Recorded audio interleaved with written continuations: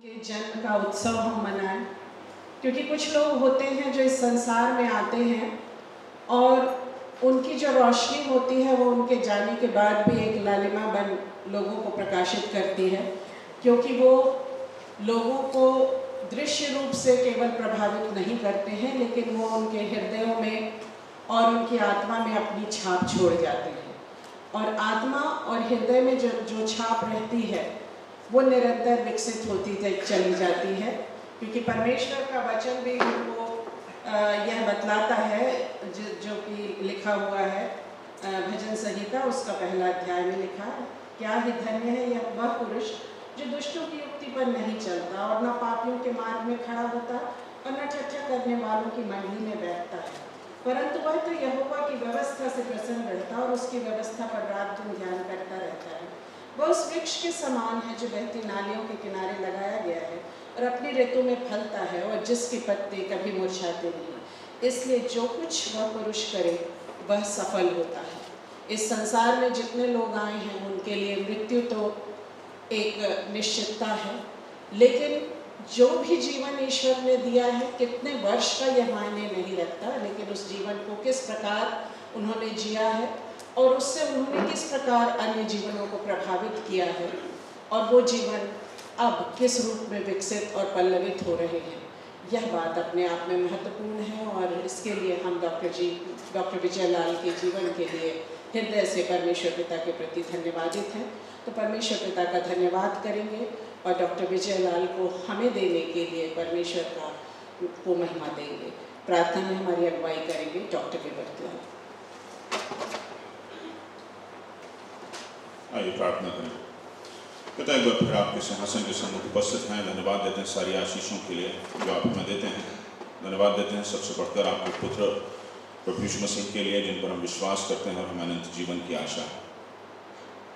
पिता, आज विशेष रूप से धन्यवाद देते हैं डॉक्टर विजय लाल के लिए, धन्यवाद देते हैं उनके जीवन के लिए, धन्यवाद देते हैं कि आपकी योजना के अनुसार वो इस दुनिया में आए, धन्यवाद देते हैं हमारे परिवार में उनके भेजे जाने के लिए, धन्यवाद देते हैं उनके नेतृत्व के लिए, धन्यवाद देते हैं उनके दर्शन के लिए, उनके स्वप्न के लिए, धन्यवाद देते हैं पिता कि उन्होंने निर्णय किया कि उस स्वप्न को, उस दर्शन का जो मार्गदर्शन करेगा, जो अगुवाई करेगा, वो आप होंगे।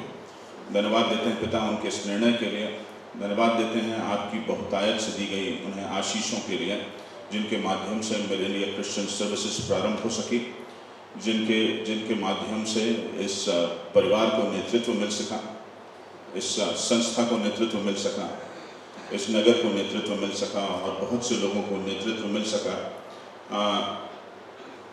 जिसमें से हम में से प्रत्येक आज उस स्वप्न से, उस दर्शन से जो आपकी ओर से आशीषित हुआ है, जो उनकी ओर से मार्गदर्शित हुआ है, आगे बढ़ाने का प्रयास कर रहे हैं। पिता, धन्यवाद आपको देते हैं कि आपने इन सारे प्रयासों को आशीषित किया है, निरंतर बढ़ाया है, फलीभूत किया है। धन्यवाद देते हैं कि उस बीज को जो उनके द्वारा बोया गया उसे वृक्ष के रूप में आपने परिणत किया है। अब तक आपकी आशीषें और आपकी सुरक्षा बनी रही है।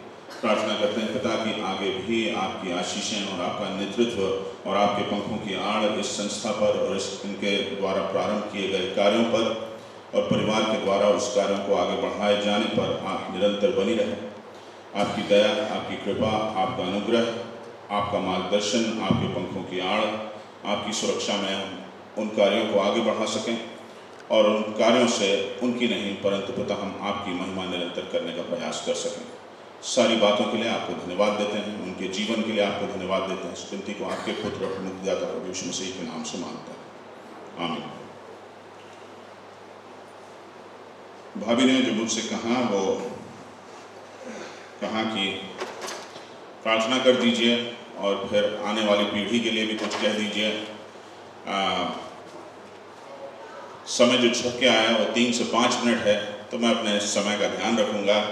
हम इस कार्यक्रम को संक्षिप्त रखते हैं और उसकी खूबसूरती को बनाए रखना चाहते हैं, तो कोई ऐसी बात नहीं करूंगा जो ज़्यादा समय ले, पर उन्हें स्मरण कर रहे हैं और बहुत कुछ डॉक्टर विजय लाल के बारे में कहा जा चुका है, कहा जाएगा और हमने उनके जीवन से बहुत कुछ सीखा है। मेरी पीढ़ी के लिए और मेरे बाद की पीढ़ी के लिए और मेरे और आपके लिए हम और क्या सीख सकते हैं। मैं सोच रहा था तो बहुत सामान्य सी बात, टाइम मैनेजमेंट जो डॉक्टर विजय लाल का था वो बहुत अच्छा था। और मैं ये मानता हूँ कि हर पीढ़ी के लिए टाइम मैनेजमेंट जो होता है वो चुनौती होती है। अब सोशल मीडिया आ गया है, लोग सोशल मीडिया पर समय बिताते हैं, बार बार घड़ी घड़ी फ़ोन उठाते हैं और अपने फ़ोन को देखते हैं और बहुत सा समय हमारा फ़ोन पर और सोशल मीडिया में व्यतीत होता है। उनको जिनको हम थोड़ा बहुत ही जानते हैं, उनकी प्रशंसा करना, उनकी चीज़ों को लाइक करना, उनसे संबंधों को बरकरार रखने का हम प्रयास करते हैं। क्या भिन्नता थी डॉक्टर विजय लाल में? उनके पास ऐसा लगता था कि सबके लिए समय, एक बड़ी संस्था का नेतृत्व किया, कलीसिया का नेतृत्व किया, पर समय सबके लिए था। कोई छोटे से छोटा व्यक्ति आता था तो वो बैठ जाते थे उसके साथ और उसे समय देते थे और उन संबंधों को बनाने का प्रयास करते थे। आज मैं और आप और बहुत से लोग जब यहाँ खड़े होते हैं और उनके संस्मरण सुनाते हैं तो वो संस्मरण बने कैसे हैं? वो संस्मरण ऐसे ही बने हैं, टाइम मैनेजमेंट से बने हैं। किसी को एक लाइक कर देने से नहीं बने हैं, किसी को एक बार हेलो कह देने से नहीं बने हैं, पर उसके साथ समय बिताने से बने हैं। मुझे और आपको जो सीख सकते हैं, जो सीखने की आवश्यकता है वो ये कि मुझे और आपको, बहुत बार मैं और आप व्यस्त हो जाते हैं। आप में से बहुत से लोग शिक्षक हैं, पढ़ाने में व्यस्त हो जाते हैं, अपने कार्यों में व्यस्त हो जाते हैं, नेतृत्व करने में व्यस्त हो जाते हैं, अपने प्रोजेक्ट्स को करने में व्यस्त हो जाते हैं। मैं बोलने जाया करता हूँ, अब फिर से बोलना खुल रहा है तो आमंत्रण आ रहे हैं, बोलने में व्यस्त हो जाते हैं कि दूसरे शहरों में जाना है, और वो सब काम ठीक है, पर जो ज़्यादा ज़रूरी है वो हमारे इर्द गिर्द जो लोग हैं उनसे मेरे और आपके संबंध कैसे हैं और क्या उनको मैं और आप समय दे रहे हैं या नहीं दे रहे हैं। और इसमें एक और खतरा हम भारतीयों का है कि जब हम बैठते हैं बहुत बार समय देने तो हम ही बोलते हैं, क्योंकि हमें सब आता है। हम को ज्ञान हो या ना हो, पर बहुत बार क्योंकि हम बड़े हैं, हम घर के बड़े हैं, हम अधिकारी हैं, हमारा ओहदा आपसे ऊपर है, हम शिक्षक हैं, तो हम बोलेंगे तुम सुनो। संबंध ऐसे नहीं बनते हैं, संबंध सुनने से बनते हैं। चाहे वो छोटा सा बच्चा हो, चाहे आपके यहाँ कार्य करने वाला व्यक्ति हो, चाहे आपका नौकर हो, चाहे आपका छात्र हो, जब आप उसकी सुनते हैं तब संबंध बनते हैं। तो मैं और आप प्रयास करें, डॉक्टर विजय लाल के जीवन से निरंतर सीखें, कोशिश करें कि वो रिलेशनशिप्स जो मेरे और आपके आसपास हैं, मैं तो दादा दादी नहीं बना पर उस समय का इंतज़ार कर रहा हूँ कि जो जीवन मेरे और आपके इर्द गिर्द होंगे उनके साथ मैं और आप कितना समय बिता सकेंगे, उन रिलेशनशिप्स को, उन संबंधों को कितना मजबूत कर सकेंगे। और बोलेंगे नहीं, हम सुनेंगे जो हमारे इर्द गिर्द हैं। डॉक्टर विजय लाल के जीवन से हम सीखने का प्रयास करें और उन संबंधों को जो मुझे, मेरे और आपके आसपास हैं, उन्हें संभालने का, उन्हें बेहतर बनाने का हम प्रयास करें। परमेश्वर हम सबको आशीष दें।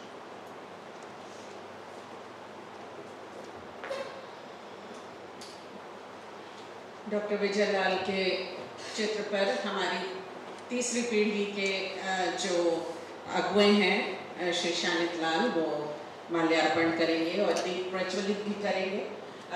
दीप प्रज्वलित करना मात्र हमारे लिए एक परंपरा नहीं है, क्योंकि बाइबल में लिखा हुआ है, तुम्हारा उजाला मनुष्यों के सामने इस प्रकार चमके कि वे तुम्हारे भले कार्यों को देखकर तुम्हारे पिता की जो स्वर्ग में है प्रशंसा करें।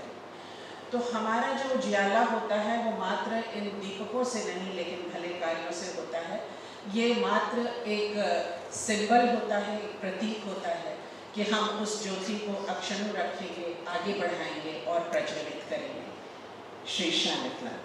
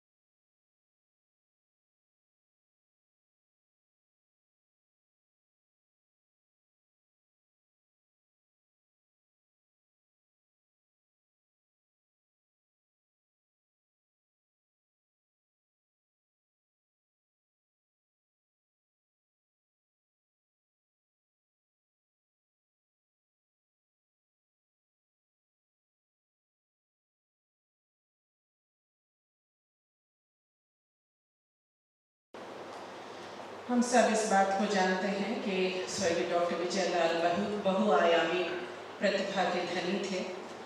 न सिर्फ एक ओजस्वी वक्ता के रूप में जाने जाते थे, न सिर्फ आध्यात्मिक रूप से अगुवे के रूप में जाने जाते थे, लेकिन साहित्य में भी उनकी रुचि थी। गीतों को लिखने में, कविताएं लिखने में उनकी अपनी दक्षता थी। उन्हीं के लिखे एक गीत का आज यहाँ से गायन होगा इवेंजलिस्टिक टीम ऑफ MICS के द्वारा, और श्रीमती अपर्णा भी उसमें साथ देंगे। मैं आदरणीय स्वर्गीय डॉक्टर विजय लाल को अपनी श्रद्धा सुमन अर्पित करती हूँ। उनके बहुत खूबसूरत गीत लिखे हुए मेरे जैसे पापी को तुझसे है प्यार, और ये खूबसूरत गीत बहुत ही खूबसूरती से आदरणीय सुशील भाई ने गाया था और हम और नितिन भाई ने प्रयास किया है। तो इसके माध्यम से परमेश्वर को महिमा मिले।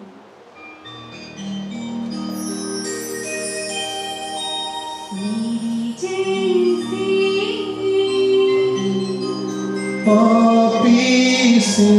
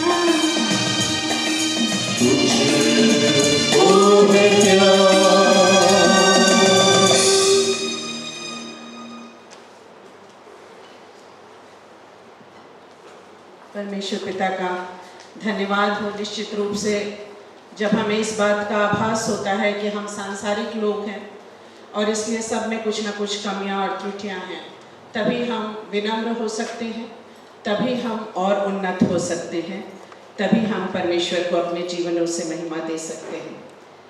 बाइबल पठन होगा जिसे पढ़ने में अगुवाई करेंगे श्री मैक्सन मैसी। यह वचन पाया जाता है पहला पत्रस उसका 3 अध्याय 8 से 12 पद, और तत्पश्चात संक्षिप्त वीडियो संदेश होगा स्वर्गीय डॉक्टर विजय लाल का, जो कि उनका रेडियो संदेशों में से एक है। 82 से रेडियो संदेश डॉक्टर विजय लाल के आते थे और उन्हीं में से एक संदेश यहाँ से दिखाया जाएगा बाइबल पठन के पश्चात। मैं अपनी शिक्षा और आपकी शिक्षा के लिए पढ़ लूँगा पहला पत्रस उसका 3 अध्याय और 8 पद से 12 पद तक, जो इस प्रकार लिखा है।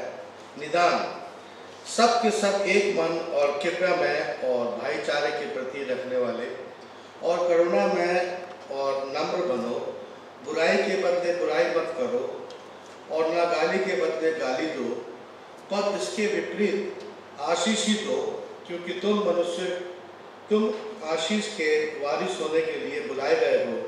क्योंकि जो कोई जीवन की इच्छा रखता है और अच्छे दिन देखना चाहता है, वे अपनी जीभ को बुराई से और अपने होठों को छल की बातें करने से रोके रहे और बुराई के साथ छोड़े और भलाई ही करे और मेल मिलाप को ढूंढे और उसके यत्नों के विमुख रहता है। परमेश्वर अपने वचन के पढ़े जाने और सुने जाने पर आशीष दे। परंतु प्रभु बुराई करने वालों के विमुख रहता है। आइए देखेंगे संदेश। आज का युग अधूरे प्रयासों, अधूरे कामों और अधूरे मानव का युग है। हम अखबार पढ़ते हैं तो अधूरा अधूरा, मात्र शीर्षक पढ़ लिए, कुछ उलट पुलट लिया। विद्यार्थी पढ़ते हैं तो कोर्स पूरा पढ़ते नहीं, कुछ चुने हुए प्रश्न, अपेक्षित प्रश्नों के उत्तर, वनडे सीरीज, अधूरा अध्ययन, अधूरा ज्ञान, अधूरे उत्तर। मैं एक शाला भी संचालित करता हूं। जब शिक्षकों के चयन के लिए साक्षात्कार होता है तो अधूरे प्रयासों और अपूर्ण उपलब्धियों के इतिहास से परिचय होता है। ड्राइंग जानते हैं आप? जी, प्रारंभ किया था सीखना, छोड़ दिया। कुछ थोड़ा बहुत कर लेते हैं। संगीत जानते हैं? जी नहीं, कुछ सीखा था, कुछ प्रयास किया था, पर बस अभ्यास नहीं है। टाइपिंग सीखी है आपने? हाँ, टाइपिंग सीखी है, परीक्षा पास की है, पर स्पीड नहीं है। समाज में कितनी संस्थाएं बनती हैं, कागज पर रह जाती हैं। कितनी योजनाएं बनती हैं, फाइलों के बाहर का उजेला देख नहीं पाती। हमारी कितनी योजनाएं दिमाग के दायरे से बाहर नहीं निकलती, कागज तक पर आ नहीं पाती, जन्म ही हो नहीं पाता उनका। अधूरे प्रयास और अधूरे परिणाम और अपूर्ण उपलब्धियां किसी समाज के लिए त्रासदी तो हैं, पर महानतम दुर्घटना है अधूरे मानव, अपूर्ण जीवन, अधबने व्यक्तित्व। एक बार किसी मेडिकल कॉलेज में मैं गर्भपात के अधूरे शिशुओं के भ्रूण, एम्ब्रियोज बड़ी बोतलों में फॉर्मेलिन में रखे देख रहा था। विचार आया, कैसे अभागे थे ये, पूर्ण शिशुत्व तक विकसित हो नहीं पाए। पर इससे भी बड़ी दुर्घटना है जब शारीरिक रूप से संपूर्ण मानव अपने में निहित आत्मिक पूर्णता तक विकसित हो नहीं पाता।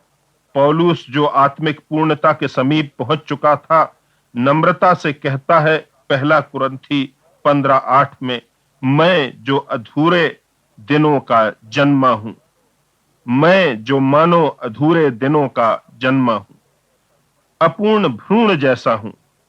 पीड़ा सी है कि पूर्ण विकास नहीं है। पूर्ण विकास की ओर अग्रसर हूं, पर जो होना चाहिए वह नहीं हूं। निशाने की ओर दौड़ा जाता हूं, पर पहुंचा नहीं हूं। रैफेल जवानी ही में एक महान चित्रकार था। एक चित्र बनाना प्रारंभ किया, नाम दिया रूपांतरण।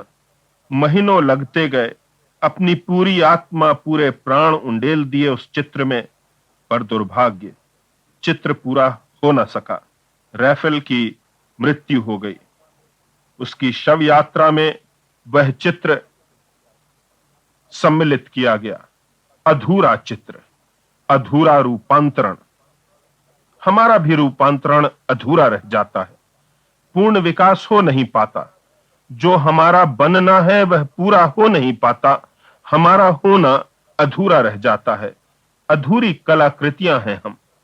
फर्क इतना है कि हमारा रचनाकार तो है परमेश्वर, पर हम पूर्ण होने से इंकार कर देते हैं। पूर्णता हमें स्वीकार नहीं। हमारा चरित्र अधूरा, हमारी उज्ज्वलता अधूरी, हमारी महिमा अधूरी। इसमें प्रथम बात यह समझ लेने की है कि क्या इसका एहसास है हमें कि हम अधूरे हैं, कि हम अस्तित्व के तल पर हैं, होने के तल तक पहुंचे नहीं हैं, बीइंग के तल पर हैं, बिकमिंग के तल पर पहुंचे नहीं हैं।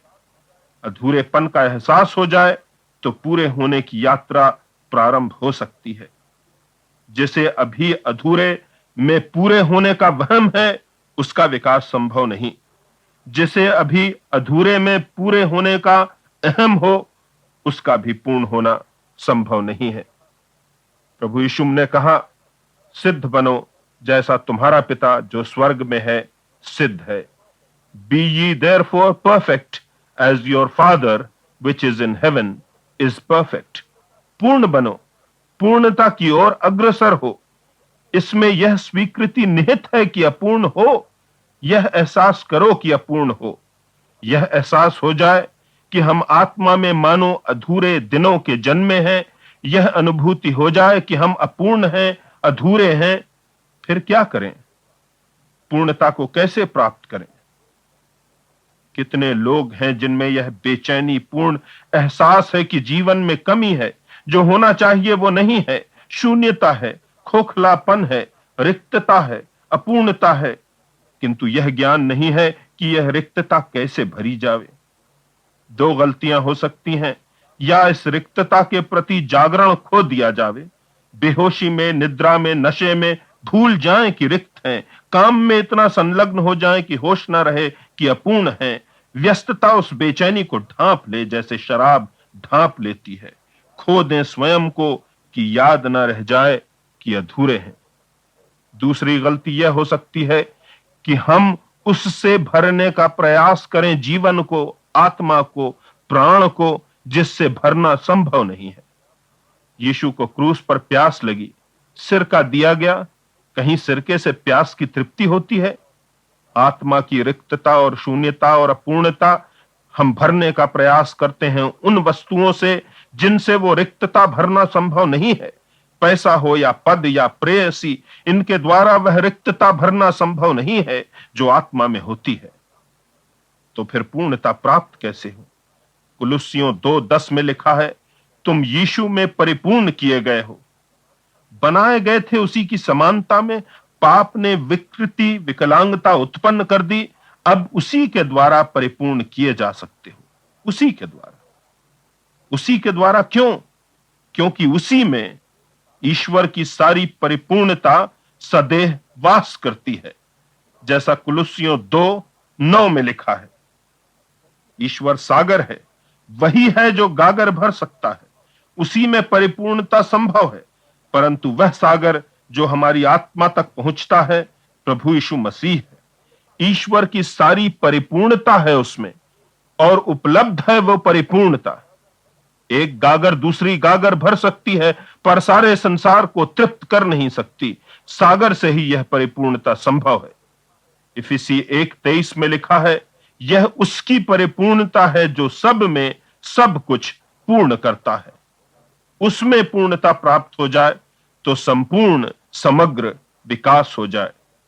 कुलुस्सियों 2:2 में यह प्रार्थना है, आकांक्षा है कि जिन्होंने विश्वास किया है वे पूरी समझ का सारा धन प्राप्त करें। All the riches of the full assurance of understanding. कैसे प्राप्त करें? पूरी समझ का सारा ज्ञान, ज्ञान की यह चरम सीमा। पद 3 बताता है, उसके द्वारा जिसमें बुद्धि और ज्ञान के सारे भंडार छिपे हुए हैं, वो पूर्ण कर सकता है। वो हमको पूरी समझ का सारा धन दे सकता है।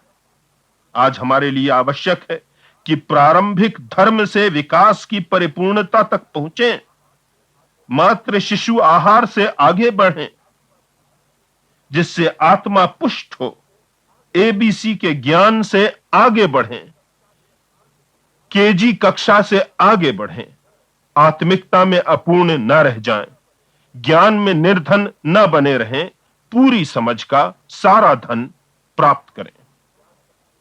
पर मात्र ज्ञान बस नहीं है, प्रेम से परिपूर्ण होना आवश्यक है, और प्रेम से परिपूर्णता परमेश्वर के प्रेम की परिपूर्णता से पूर्ण होने के द्वारा ही संभव है। और परमेश्वर के प्रेम का प्रतीक है क्रूस। जो उसने प्रेम के कारण क्रूस पर किया, वह प्रेम आत्मा में उतर जाए तो प्रेम की परिपूर्णता उपलब्ध हो जाए।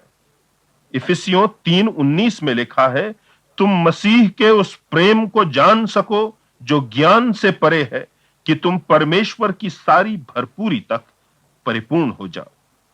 जी हां, कितनी परिपूर्णता आप प्राप्त करें, परमेश्वर की परिपूर्णता के सदृश परिपूर्णता, गागर की परिपूर्णता नहीं, सागर की परिपूर्णता, आसमान तक की परिपूर्णता, स्काई इज द लिमिट, अनंत भरपूरी, अनंत ज्ञान, अनंत प्रेम, आपकी अपूर्णता मिट सकती है। बाइबल कहती है, जब पूर्ण आएगा तो अपूर्ण मिट जाएगा। अपूर्ण मिटाने के लिए वह जो पूर्ण है उसे प्रवेश करने दें, उसे जीवन में स्थान दें, उसके प्रेम को जाने जो ज्ञान से परे है। तब संभव है कि परमेश्वर की पूर्णता तक आप पूर्ण हो जाएं, उसकी भरपूरी तक भरपूर हो जाएं। आपके अधूरे व्यक्तित्व, अधूरे मानव को परिपूर्णता तक ले जाने में ईश्वर आपकी सहायता करे।